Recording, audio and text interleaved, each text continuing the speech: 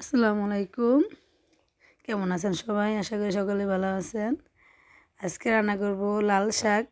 এটা আমগো বাংলাদেশি লাল শাক না, এটা হচ্ছে চায়নাদের লাল শাক। পুরা আমাদের দেশে পুরা মোরগ ফুল পাতা আছে না, ওরকম দেখতে, কিন্তু আমগো বাংলাদেশি লাল শাকের থেকে বেশি কালার হয়, এটা লাল টকটকে হয়, খেতে খুব ভালো লাগে। বাংলাদেশি লাল শাকটা কমই পাওয়া যায় শহরে, অন্য অন্য শহরে পাওয়া যায়, যেমন রুম শহরে সব বাঙালি সবজি পাওয়া যায়।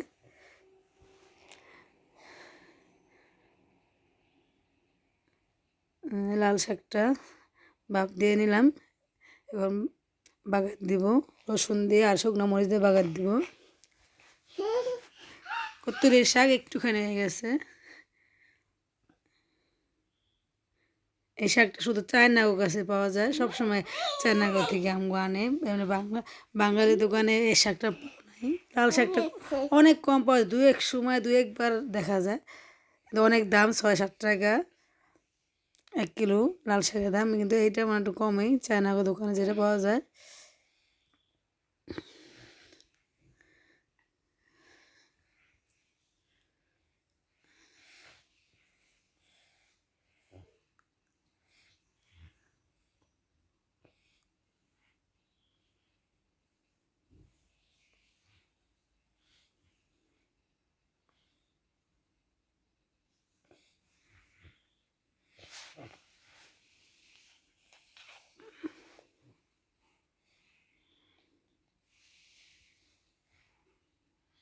এখানে কত সুন্দর লাল টকটকা শাকটা। তো এক সময় বাংলাদেশি শাকও এত লাল হয় না,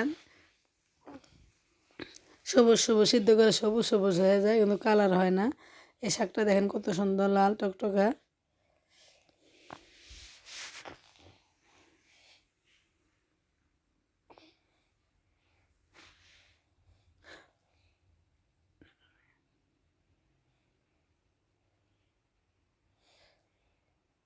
এই যে আমার শাকটা হয়ে গেছে, দেখেন কত সুন্দর লাল টকটকা হয়ে গেছে। এত করে আমাদের সঙ্গে থাকার জন্য ধন্যবাদ সবাইকে। আল্লাহ হাফেজ।